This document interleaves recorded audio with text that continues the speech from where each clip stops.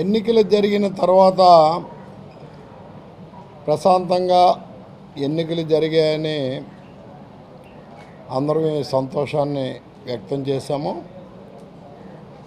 16వ తేదీని ఒక communication gap వలన, సమాచార లోపం వలన తహసీల్దార్ గారి ఆఫీసులో ఉన్న బ్యాలెట్ బాక్సుల్ని ఎంపీ సంబంధించిన బాక్సులు, పోస్టల్ బ్యాలెట్ బాక్సులు కలెక్టరేట్కి తీసుకెళ్ళవలసిన పరిస్థితిలో అందరినీ కూడా కలెక్టరేట్కి రమ్మని చెప్పటం, అలానే పలానా సమయంలో తహసీల్దార్ గారి ఆఫీసులో తాళాలు ఓపెన్ చేస్తామని, స్ట్రాంగ్ రూమ్ ఓపెన్ చేస్తామని తెలియజేయడం జరిగింది. మాకు సంబంధించిన ఏజెంట్లు కలెక్టరేట్కి వెళ్ళిన పరిస్థితిలో మరి తహసీల్దార్ ఆఫీసులో స్ట్రాంగ్ రూమ్ ఓపెన్ చేసేటప్పుడు ఎవరైనా ఉండాలన్న ఒక ఆలోచనతో తహసీల్దార్ గారిని అడిగితే నన్ను రమ్మని చెప్పడం జరిగింది. నేను రాలేనండి, ఏం చేయాలంటే రిప్రజెంటేటివ్ని పంపించండి అని చెప్పారు. మా మండల పార్టీ అధ్యక్షులు మామిడి అప్పలనాయుడు గారు, యువజన పార్టీ నాయకులు కౌశిక్ గారిని పంపించడం జరిగింది.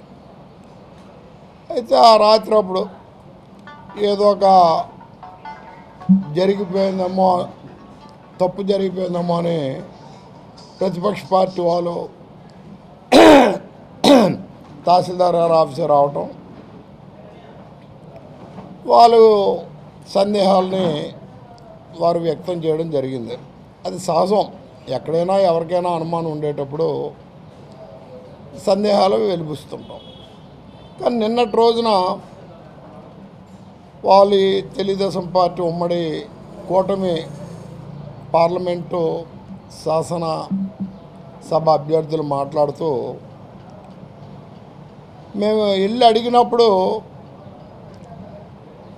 వీరభద్రం గారు లెటర్ చూపించలేదు, తర్వాత ఈ లెటర్ ఇచ్చారు అన్నారు.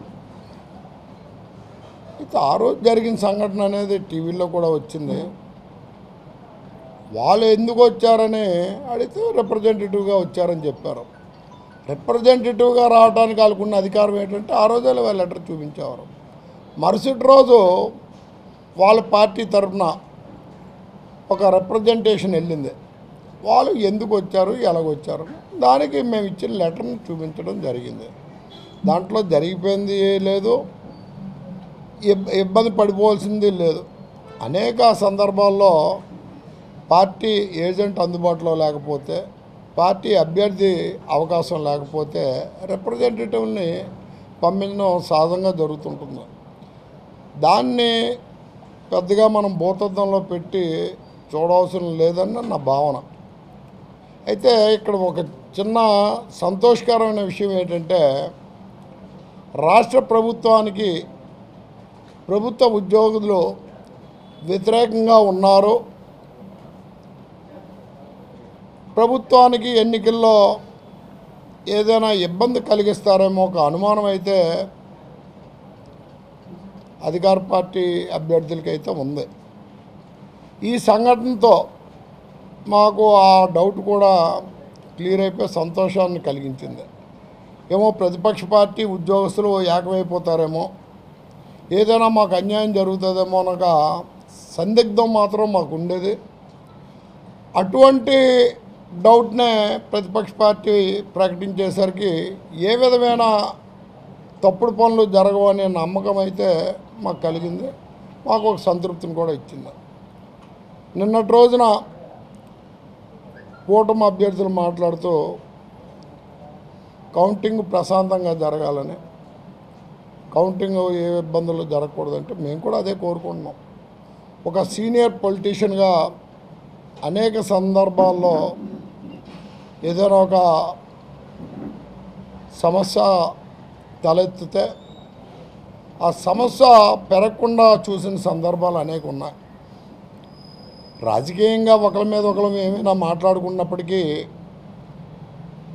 ఇబ్బంది కలిగించే సంఘటనలు జరగడానికి మేము ఎప్పుడూ కూడా ముందుకి రామని, అటువంటి సంఘటనలు ఎప్పుడూ జరగలేదని 5 సంవత్సరాలు 2019 నుంచి 24 వరకు మా పరిపాలనలో ఎక్కడా రాజకీయ ఇబ్బందులు కలగజేసిన సంఘటనలు ఎక్కడా జరగలేదనేది ఒక సాక్ష్యంగా మేము తెలియజేస్తూ,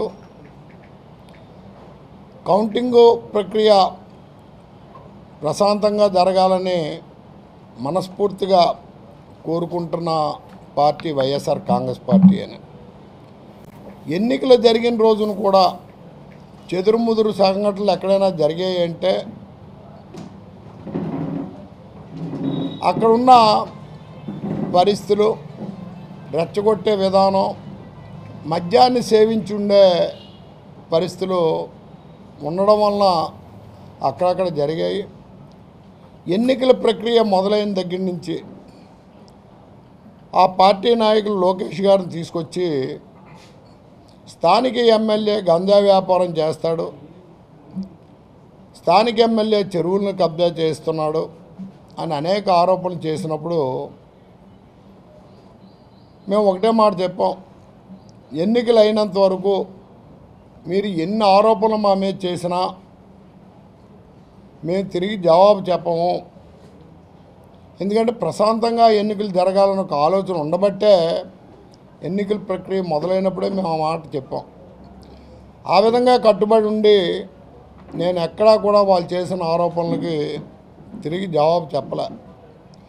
మేము 40 సంవత్సరాలుగా విజయనగరం రాజకీయాల్లో ఉన్నాం. గెలిచిన రోజులు ఉన్నాయి, ఓడిన రోజులు ఉన్నాయి. గెలిచినప్పుడు హుందాగానే ఉన్నాం, ఓడిన రోజుని హుందాగానే ఉన్నాం. ఎక్కడ లేఖితనమైన రాజకీయాలు మేము చేయలేదని ఈ సందర్భంగా తెలియజేస్తూ, ఏ పదవి చేసినా పదవికి న్యాయం చేసామనే మేము భావిస్తున్నాం. 2019 నుంచి 2024 వరకు నిరంతరం ప్రజలకు అందుబాటులో ఉండి ఈ పట్టణంలో ఏ సమస్య వచ్చినా కూడా ముందుకొచ్చి ఆ సమస్య పరిష్కారానికి కృషి చేశాం. కరోనా లాంటి కష్టకాలంలో కూడా ప్రజలకు ధైర్యం చెప్పి ప్రజలకు అందుబాటులో ఉన్నామే తప్ప మా స్వలాభం కోసం, మా సొంతం కోసం మేము ఏ పనులు కూడా చేయలేదు.